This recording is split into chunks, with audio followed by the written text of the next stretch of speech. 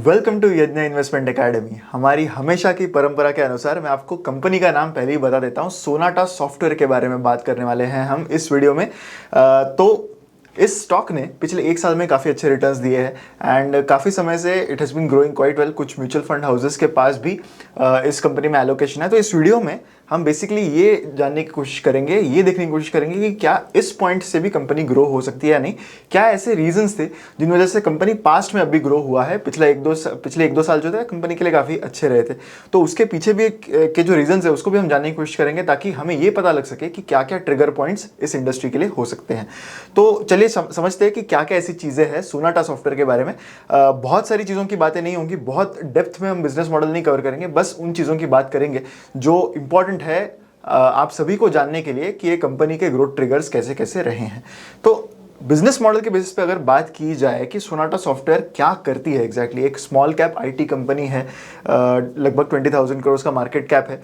तो सबसे पहली बात, जब हम आईटी कंपनीज की बात करते हैं तो जनरली हम एज एन इन्वेस्टर यही जानना चाहते हैं कि क्या ये आईटी कंपनी कुछ अलग करती है जो विप्रो, टीसीएस, इन्फोसिस, एचसीएल टेक ये सब नहीं करते।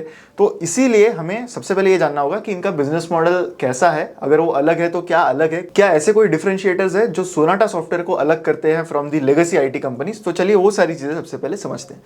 तो सोनाटा सॉफ्टवेयर जो कंपनी है वो मेनली जो प्रोडक्ट देती है अपने कस्टमर्स को उसे प्लेटफॉर्माइजेशन कहते हैं। प्लेटफॉर्माइजेशन मतलब एक प्लेटफॉर्म प्रोवाइड करना जिससे बिजनेस सॉल्यूशंस जो है वो एक सिंगल एंटिटी के अंदर, एक सिंगल सॉफ्टवेयर के अंदर लाए जा सके एंड बेसिकली एक सोल्यूशन बेस्ड, एक बिजनेस सोल्यूशन बेस्ड सॉफ्टवेयर है जहाँ से सारे जो वर्टिकल्स होते हैं किसी भी बिजनेस में वो इंटीग्रेट किए जा सकते हैं। तो बेसिकली यही है उसका डेफिनेशन कि एक प्लेटफॉर्म, एक प्रोडक्ट होता है जो सर्व या फिर इनेबल करता है बाकी प्रोडक्ट्स और सर्विसेज को। तो किसी भी कंपनी को अगर बहुत सारी चीज़ें अपने अंडर लानी है, सारे बिजनेस प्रोसेसेस एक सिंगल प्लेटफॉर्म के अंडर लाने हैं तो उसे प्लेटफॉर्माइजेशन कहते हैं।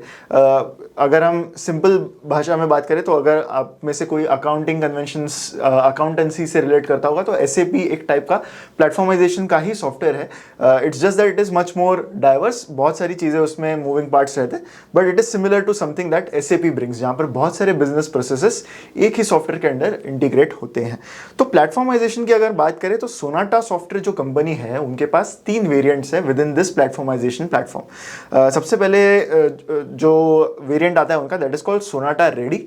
ये कंपनी का अपना इंटेलेक्चुअल प्रॉपर्टी है which is an end to end solution based platform. तो किसी भी कंपनी को अगर शुरू से सारी चीज़ें इंटीग्रेट करनी है under a platform that someone like Sonata can provide तो वो सोनाटा रेडी के अंडर आता है। सोनाटा एक्सेलरेट ये उनका दूसरा प्लेटफॉर्म है जिसमें वो डिप्लॉय या फिर मैनेज करते हैं from technology partners like Microsoft and SAP. तो माइक्रोसॉफ्ट, एसएपी जैसे कंपनीज जो है ये खुद ऐसे प्लेटफॉर्म्स, रेडीमेड प्लेटफॉर्म्स प्रोवाइड करते हैं जिसको इंटीग्रेट कराने का काम सोनाटा सॉफ्टवेयर जैसी कंपनीज लोकली अपने क्लाइंट के साथ करती है। And the third one is Sonata custom. तो ये कस्टम बिल्ड सोल्यूशन है जो आइदर कंपनी अपना खुद का प्लेटफॉर्म में यूज़ करेंगे या फिर एक सोर्स कोड बेस्ड लाइसेंस जो है उसको यूज़ करके अपना एक सॉफ्टवेयर जो है, एक प्लेटफॉर्म जो है वो बनाने की कोशिश करते हैं। तो क्या डिफरेंसेस है सोनाटा सॉफ्टवेयर जो दे रहा है, आईटी कंपनीज जो देती है, लेगेसी आईटी कंपनीज की मैं बात कर रहा हूँ जहाँ पर टीसीएस, विप्रो जैसी कंपनीज आती है, तो उनमें क्या डिफरेंस है। तो सबसे पहला बिजनेस फोकस का डिफरेंस आता है। बिजनेस फोकस की अगर हम बात करें तो सोनाटा सॉफ्टवेयर जो है वो काफ़ी नीश एरियाज में ज़्यादा फोकस करता है। काफ़ी छोटे एरियाज जो है like digital transformation, travel, retail, distribution etcetera, ये सारी चीज़ों में वो स्पेशलाइज करते हैं। बहुत सारे tours and travel based companies जो इंडिया के बाहर है वो सोनाटा सॉफ्टवेयर के कस्टमर्स हैं। जबकि अगर हम लेगेसी आईटी कंपनीज की बात करें तो वो ब्रॉड रेंज ऑफ सर्विसेज देते हैं which is not restricted to any niche area. तो उनके सारे जो चीज़ें हैं they include all the industries in the economy. इसके अलावा वो कंसल्टिंग, बीपीओ प्रोसेसेस भी वो लोग प्रोवाइड करते हैं to their clients. Target market की अगर हम बात करें which is the second point of difference, तो यहाँ पर सोनाटा सॉफ्टवेयर के केस में जो उनके कस्टमर्स है वो मिड साइज्ड एंटरप्राइजेस है जो नीश मार्केट में है। They are not very big companies. जबकि जो लेगेसी आईटी कंपनीज है उनके केस में जो उनका टारगेट मार्केट है that is a very wide range of companies जिसमें एमएनसीज भी आती है। Some of the biggest companies in the world उनके क्लाइंट्स होते हैं। गवर्नमेंट एजेंसीज भी कंपनी के क्लाइंट्स होते हैं, जो केस नहीं है with companies like Sonata. International presence की बात करें तो सोनाटा सॉफ्टवेयर अभी भी ऐसी कंपनी है जिसका मेजॉरिटी रेवेन्यू इंडिया से ही आता है। हालांकि इस रेवेन्यू पर उनके मार्जिन्स उतने अच्छे नहीं है, बट स्टिल इंटरनेशनल प्रेजेंस जो है वो अभी ग्रो होना शुरू हुआ है, जबकि लेगेसी आईटी कंपनीज के केस में उनका मेजॉरिटी रेवेन्यू ओवरसीज से ही आता है। इंडिया से आने वाला revenue is not a very significant part of their total revenue. तो क्या चेंज हो गया कंपनी में? अगर आप स्टॉक प्राइस का ग्राफ देखोगे पिछले 1-2 साल में तो आपको दिखेगा कि कुछ तो चेंज हो गया है कंपनी में, जो बाकी आईटी कंपनीज है सेक्टर में उनकी सिमिलर ट्रैजेक्टरी नहीं रही है। तो ऐसा क्या चेंज हो गया सोनाटा सॉफ्टवेयर के केस में? तो वो समझने के लिए हमें ये समझना होगा कि उन्होंने जो लास्ट 1-2 ईयर्स में क्लाइंट्स अक्वायर किए हैं वो किस तरह के क्लाइंट्स है। ये एक स्निपेट है उनके इन्वेस्टर प्रेजेंटेशन में, जहां पर आप देख सकते हो कि Fortune 50 clients and Fortune 500 clients उनको कैसे कैसे कितने कितने मिले हैं।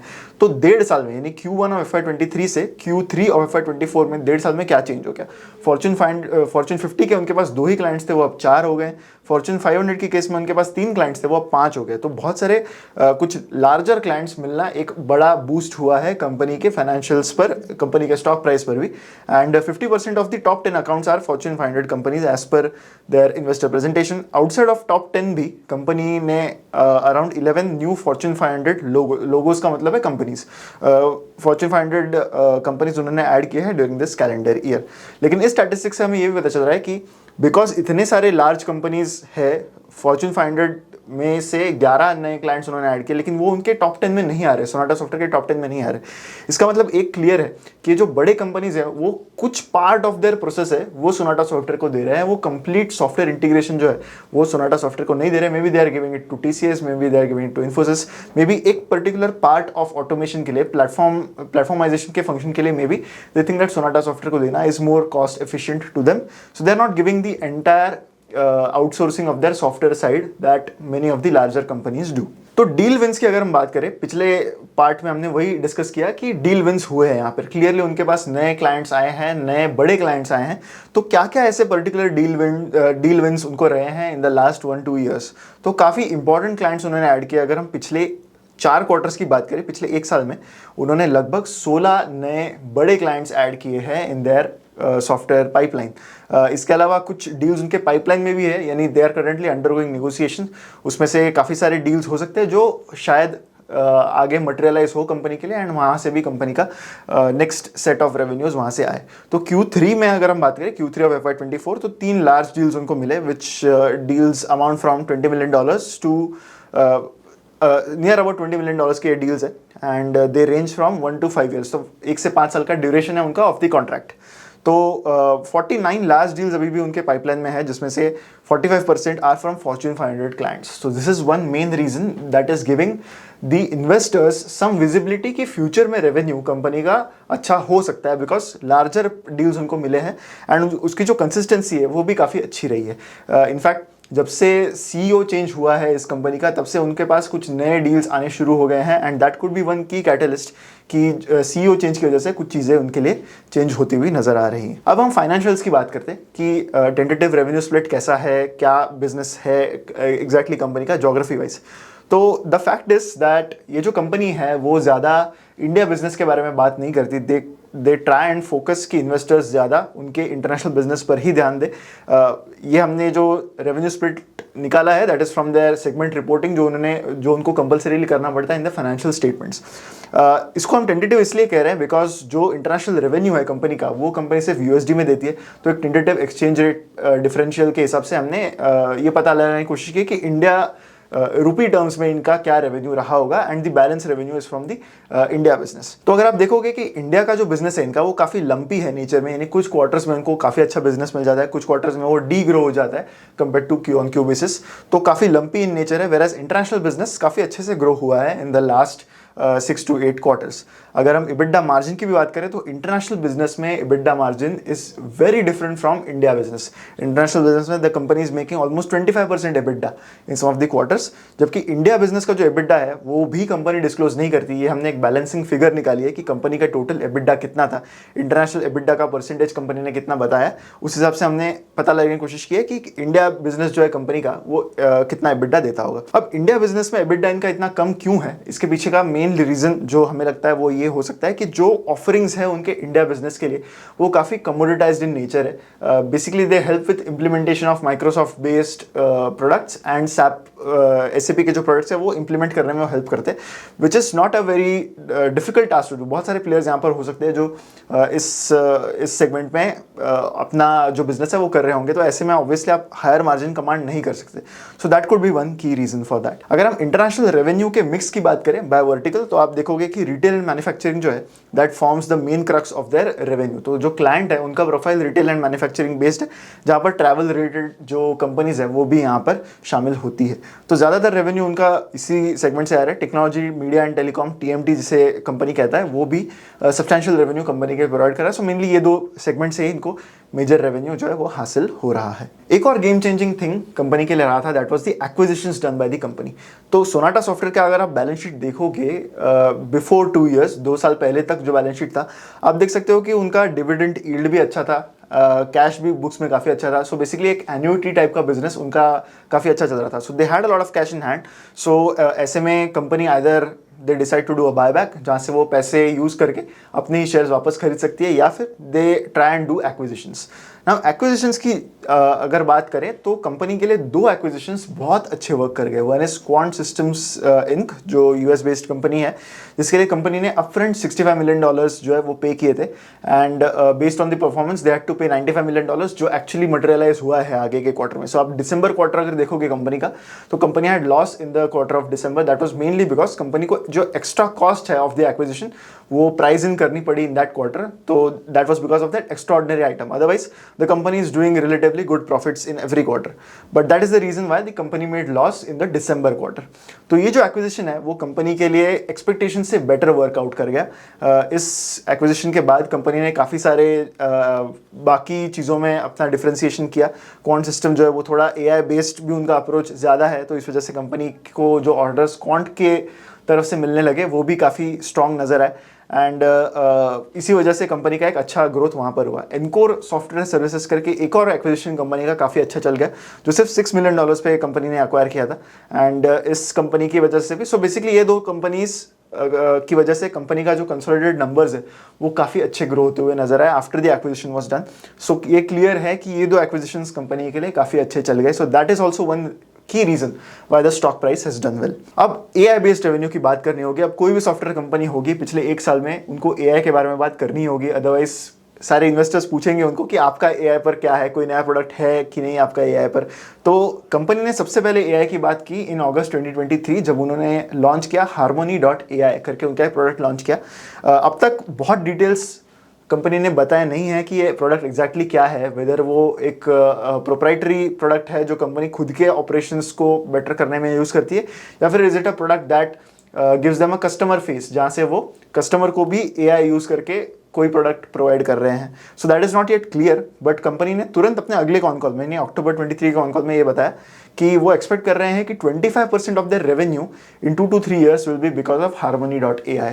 बट एज आई सेड, बहुत डिटेल्स अब तक क्लियर नहीं है इस पर कि एग्जैक्टली ये प्रोडक्ट किस तरह से हेल्प कर सकता है कंपनी को नेक्स्ट लेग ऑफ ग्रोथ में। But this is what they have announced related to AI। Guidance and targets की बात करते हैं कि क्या कंपनी का कहना है, क्या मैनेजमेंट का कहना है कि आगे क्या हो सकता है इन देयर बिजनेस। तो कंपनी का एस्पिरेशन ये है, कंपनी का टारगेट ये है कि वो अपने इंटरनेशनल रेवेन्यूज जो है वो डबल कर दे to $500 million by FY27। $500 million का उनका टारगेट है ऑफ रेवेन्यू बाय FY27, जिससे ये पता लगता है कि वो एक्सपेक्ट कर रहे हैं कि इंटरनेशनल बिजनेस में उनके ग्रोथ का CAGR 20% का होगा for the next 3 years। Overall company basis पर उनका जो रेवेन्यू का टारगेट है that is $1.5 billion, which is somewhere around 13,000 crore rupees rupee terms है as per the current exchange rate, जो वो FY27 तक अचीव करना चाहते हैं। जिसका मतलब है कि कंपनी वाइड बेसिस पर on a whole basis they are expecting कि वो 13% से ग्रो करेंगे इन द नेक्स्ट 3 years। जो उनके मेन टारगेट से they are related to large deals, वो एक्सपेक्ट करते हैं कि जो रेंज होगा डील्स का that will be between $5 million to $50 million with a 3 to 4 year range, and यहाँ से वो एक्सपेक्ट कर रहे हैं कि थोड़ी और ग्रोथ जो है वो इसमें हेल्प कर सकती है कंपनी को for the next leg of their growth. So जो मोमेंटम दिखा है कंपनी के लार्ज डील्स एक्वायर करने में, वो आगे भी कंटिन्यू हो सकता है। यही कंपनी की इच्छा होगी, यही कंपनी का टारगेट यहाँ पर होगा। कौन सी चीज़ें हैं जहाँ पर वो ज़्यादा फोकस करना चाहते हैं, ये एक स्निपेट है फ्रॉम देयर इन्वेस्टर प्रेजेंटेशन। तो माइक्रोसॉफ्ट फैब्रिक जो है, इसी वजह से उनके major clients India, at least India business में इसी वजह से उनको हासिल होते हैं, तो उसी पर उनको ज़्यादा ध्यान देना है। हालांकि इंडिया बिजनेस के बारे में company does not give a lot of details. Generative AI and AI based इनके कुछ प्रोडक्ट्स है, सो harmony.ai जो मैंने जस्ट मेंशन किया, तो इससे ऑलमोस्ट 50+ कस्टमर्स की पाइपलाइन ऑलरेडी क्रिएट हो चुकी है, ऐसा कंपनी का कहना है। उनका मेन फोकस इसी पर रहेगा कि वर्टिकलाइजेशन किया जाए, focused go to market GTM जिसे कहते हैं, तो वो ज़्यादा किया जाए, लार्ज डील्स और पाए जाए, एंड कुछ मेगा अकाउंट्स यानी बहुत बड़े बड़े कंपनीज अपने पोर्टफोलियो का पार्ट वो बना सके, यही उनकी कोशिश यहाँ पर रहेगी। अब रिस्क की बात करते हैं, क्या रिस्क यहाँ पर हो सकते हैं कंपनी के बिजनेस के लिए। तो सबसे पहली बात जो किसी भी IT कंपनी के लिए लागू होती है, specially in the current environment जहाँ पर some of the western countries are not showing a very good GDP growth number, तो मैक्रो इकोनॉमिक आउटलुक ज़्यादा इंकरेजिंग नहीं है अगर हम इंटरनेशनल मार्केट्स की बात करें। दूसरी चीज़ ये है कि रेवेन्यू ग्रोथ का अगर स्लो डाउन हो गया तो इससे वैल्यूएशंस बहुत हैम्पर हो जाएंगे। अगर आप करंट PE रेशियो देखोगे कंपनी का, तो even if you adjust for the loss quarter, अगर जो रिसेंट क्वार्टर था उनका दिसंबर 23 का, तो उसमें लॉस आया था, अगर हम वो एक्सेप्शनल आइटम को नलीफाई भी कर दे तो भी कंपनी का PE रेशियो करंटली 50 है, जो किसी भी IT कंपनी के लिए थोड़ा सा ओवर वैल्यूड लेवल्स पर हम ऐसा कह सकते हैं कि थोड़ा सा ओवर वैल्यूड लेवल्स पर वो करंटली है। तो ऐसे में ऐसे वैल्यूएशंस पर अगर रेवेन्यू ग्रोथ में थोड़ा भी स्लो डाउन आया तो इससे वैल्यूएशंस पर बहुत ज़्यादा असर हो सकता है। क्वांट एंड एनकोर जैसे कंपनीज के एक्विजिशंस कंपनी के लिए काफ़ी अच्छे काम कर गए हैं, लेकिन ऐसा फ्यूचर में भी होगा विद द फ्यूचर एक्विजिशंस, ऐसा ज़रूरी नहीं है। Acquisitions by default are bound to fail. कुछ एक्विजिशंस ऐसे होते हैं जो जनरली बेटर करते हैं। ऑल्दो टेक्नोलॉजी ऐसी एक इंडस्ट्री है जहाँ पर majority of the acquisitions have done well, even if you recall some of the good acquisitions, some of the acquisitions that have really worked, तो वो जनरली टेक्नोलॉजी स्पेस में ही होते हैं। सो हालांकि 2 एक्विजिशंस काम कर गए हैं, लेकिन रिस्क ये है कि फ्यूचर में ये वर्क करेंगे या नहीं, इस पर अभी भी क्वेश्चन मार्क है। अगर लार्ज डील्स का रैंप अप स्लो होता है, यानी जो भी लार्ज डील्स कंपनी ने पिछले 1 साल में हासिल किए हैं, उसका ग्रोथ रेट, उसका मोमेंटम अगर स्लो डाउन होता है, तो इसका भी चैलेंज कंपनी के स्टॉक प्राइस पर आ सकता है। And one more thing is the promoter holding is quite low, promoter holding is less than 30%। तो ऐसे में स्किन इन द गेम अगर आप एज एन इन्वेस्टर देख रहे हो, तो वो आपको शायद मिलना यहाँ पर थोड़ा सा मुश्किल है at these valuation levels. So these are the mainly key risk. अगर आप कंपनी का इन्वेस्टर प्रेजेंटेशन भी देखोगे तो कुछ कुछ चीज़ें हैं जो कंपनी के मैनेजमेंट ने नहीं करनी चाहिए, वो भी वहाँ पर की जा रही है। Mainly they are trying to say कि उनके जो रिटर्न्स है वो काफ़ी अच्छे रहे हैं। It is the fastest growing IT company in the last in the next 2 to 4 years, ऐसा भी कंपनी ने अपने इन्वेस्टर प्रेजेंटेशन में कहा है। इवेंचुअली बात यह है कि मैनेजमेंट जो है, their job is to focus on the business, returns is something that the stock market give. So अगर मैनेजमेंट रिटर्न्स के बारे में बात करती है, अगर कंपनी खुद स्टॉक मार्केट रिटर्न्स की बात करती है, so that does not give a very good flavour to the investors of the company, that does not look good to the investors of the company. Anyway, अगर हम scenario analysis करने जाए कि company के सिनारियोज किस तरह से pan out हो रहे हैं, तो यहाँ पर एक छोटा सा सिनारियो एनालिसिस हमने यहाँ पर प्रेजेंट करने की कोशिश की है। कंपनी का FY27 में टारगेट जो है रेवेन्यू का, वो है $1.5 बिलियन। हमने उसी के आसपास सारे रेट्स जो है, सारे एक्सपेक्टेशन ऑफ रेवेन्यूज है, वो हमने लाने की कोशिश की है। हमने मोस्ट एग्रेसिव केस में कंपनी का टारगेट रखा है, कंजर्वेटिव केस में थोड़ा सा कम एंड मॉडरेट केस में और थोड़ा सा कम। इंटरनेशनल रेवेन्यू कंपनी का टारगेट है कि $500 million होगा, यानी लगभग 4,000-4,500 US डॉलर्स के बीच में होगा। तो वो हमने मोस्ट एग्रेसिव केस में लिया है, एंड बाकी के केस में थोड़े से कम रेवेन्यूज हमने प्रोजेक्ट किए हैं।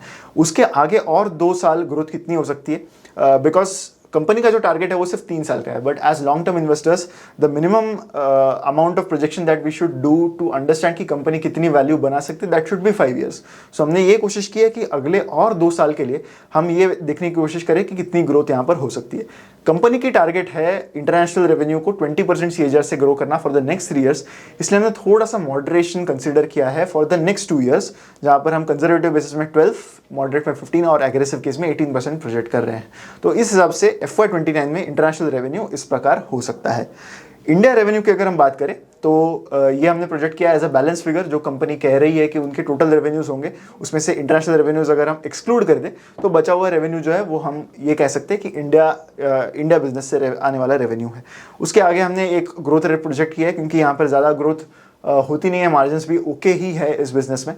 तो उस हिसाब से हमने ग्रोथ रेट आगे प्रोजेक्ट की है। एंड फिर international EBITDA and India based business का एबिडा हमने प्रोजेक्ट करने की कोशिश की है। करंटली जो इंटरनेशनल मार्जिन्स है they are around 25 to 26%।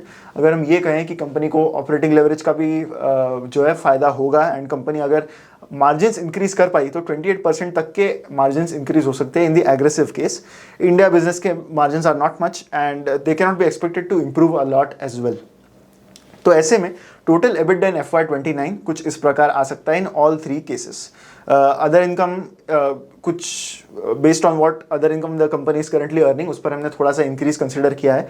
And depreciation के फिगर्स, डिप्रिसिएशन में भी एक और चीज़ ये है कि कंपनी बहुत सारे एक्विजिशंस कर रहा है। तो ऐसे में होता है कि जो कंपनी आपने अक्वायर की होगी उसको आपको अमोर्टाइज करना पड़ता है, बिकॉज जो गुडविल है आपके बुक्स में वो इवेंचुअली अमोर्टाइज करना होता है, यानी डिप्रिशिएट भी करना होता है। तो इसलिए डिप्रिसिएशन का जो एक्सपेंस है वो भी बढ़ सकता है in the coming years.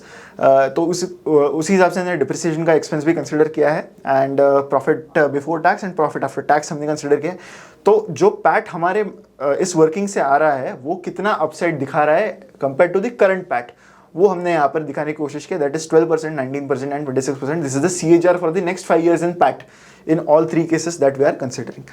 Terminal P multiple यानी FY29 में कंपनी का पी मल्टीपल कितना हो सकता है वो भी हमने प्रोजेक्ट करने की कोशिश की, ताकि ये पता लगा सके कि तब मार्केट कैप कंपनी का कितना हो सकता है। तो 20, 25 एंड 30 का पी रेशो हमने दिया है। आप शायद ये कहोगे कि अब भी 50 का पी रेशो है, आप इतने कम क्यों प्रोजेक्ट कर रहे हो। This is the industry wide metric. अगर आप इंडस्ट्री देखोगे तो इवन सोनाटा सॉफ्टवेयर की केस अगर आप देखोगे 2016, 2017 में इस कंपनी का P ratio was not more than 10।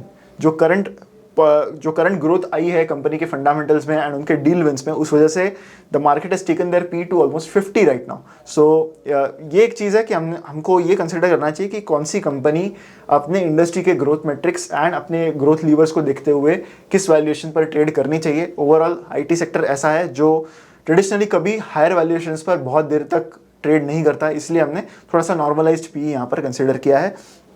उस हिसाब से जो एक्सपेक्टेड मार्केट कैप 5 साल के बाद हो सकती है वो कुछ इस प्रकार है।